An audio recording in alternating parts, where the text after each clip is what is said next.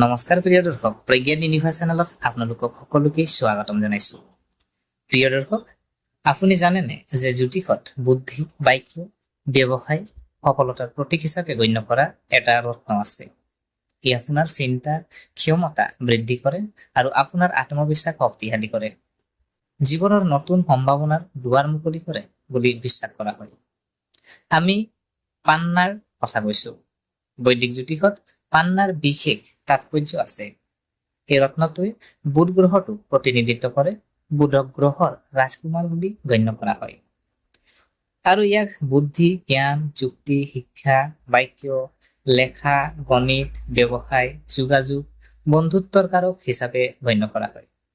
যেতিয়া বুধ গ্ৰহক শক্তিশালী আৰু এজন ব্যক্তিৰ ৰাশিফলত শুভভাৱে স্থান দিয়া হয়, তেতিয়া ব্যক্তিজনক চোকা, বুদ্ধিমান, ফলপ্ৰসূ বক্তা, সফল ব্যৱসায়ী আৰু সিদ্ধান্ত ল'ব পৰা বুলি গণ্য কৰা হয়।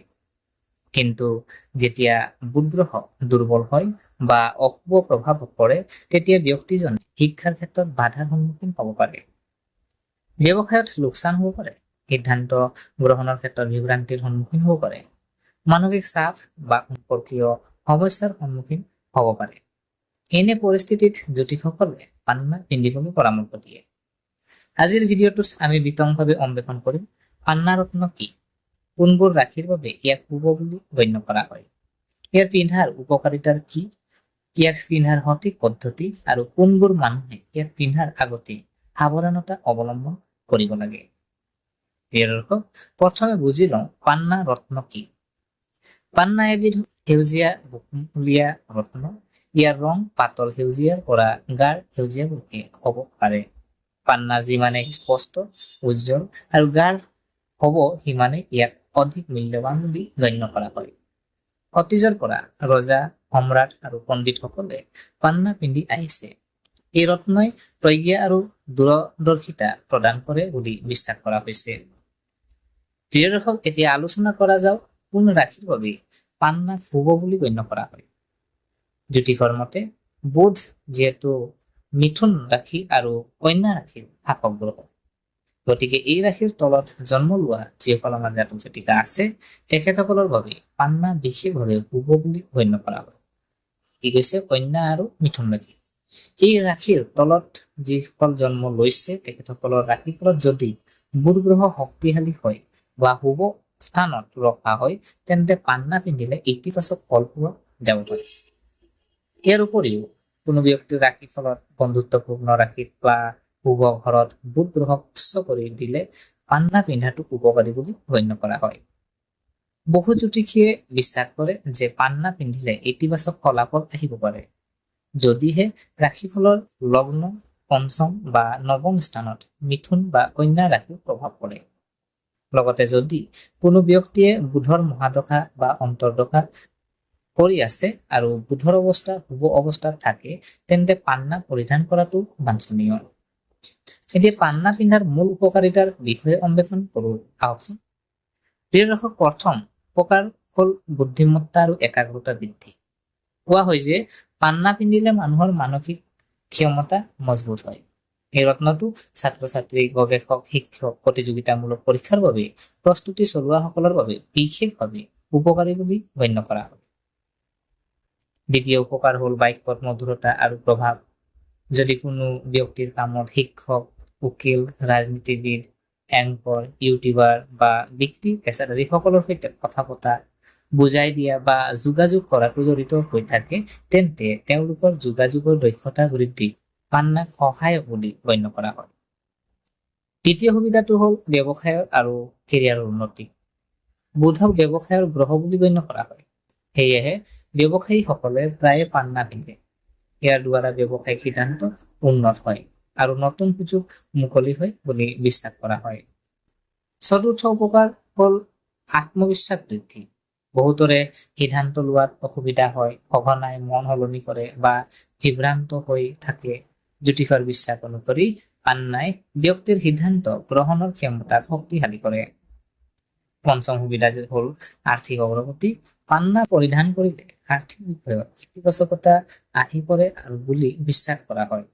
ব্যৱসায়িক লাভ আৰু কেৰিয়াৰৰ উন্নতিৰ নতুন সুযোগ লাভ কৰিব পাৰে। ষষ্ঠ উপকাৰ হ'ল মানসিক শান্তি। আজিৰ দ্ৰুতগতিত চলি থকা জীৱনত মানসিক চাপ আৰু উদ্বেগ সাধাৰণ সমস্যা হৈ পৰিছে। পান্নাক মানসিক ভাৰসাম্য আৰু ইতিবাচক চিন্তাধাৰাক প্ৰসাৰিত কৰা এক ৰত্ন হিচাপে গণ্য কৰা হয়। বন্ধুসকল, পান্নাক যদিও শক্তিশালী ৰত্ন বুলি গণ্য কৰা হয়, তথাপিও পৰামৰ্শ অবিহনে ইয়াক পিন্ধাটো ভাল নহয়। প্ৰতিজন ব্যক্তিৰ ৰাশিফল বেলেগ বেলেগ আৰু গ্ৰহবোৰৰ অৱস্থানো বেলেগ বেলেগ। গতিকে অভিজ্ঞ জ্যোতিষৰ পৰামৰ্শ লোৱাটো অতি প্ৰয়োজনীয় বুলি বিবেচিত হয়। এতিয়া পান্না পিন্ধাৰ সঠিক পদ্ধতিৰ বিষয়ে আলোচনা কৰা যাওক। জ্যোতিষৰ মতে পান্নাৰ ওজন কমেও 7.25 ৰেতি হ'ব লাগে, কিন্তু ব্যক্তিজনৰ ৰাশিফলৰ ওপৰত নিৰ্ভৰ কৰি ইয়াৰ ওজন বেলেগ বেলেগ হ'ব পাৰে।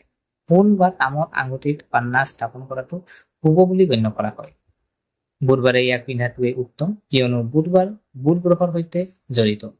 পিন্ধাৰ আগতে আঙুঠিটো গংগা পানী, গাখীৰ, মৌ, চেনি আপোনাৰ মিশ্ৰণত ৰাতিপুৱা ডুবাই ৰাখি পিছদিনা গা ধুই পৰিষ্কাৰ কাপোৰ পিন্ধি আপোনাৰ ৰাতিটো গোটেই ৰাতি ধুনীয়াকৈ ডুবাই ৰাখিব পানীত, আৰু পিছদিনা কাপোৰ পিন্ধি ভগৱান গণেশক গা ধুই আপুনি পৰিষ্কাৰ হৈ পেলাই ভগৱান গণেশ আৰু বুধ গ্ৰহক স্মৰণ কৰক।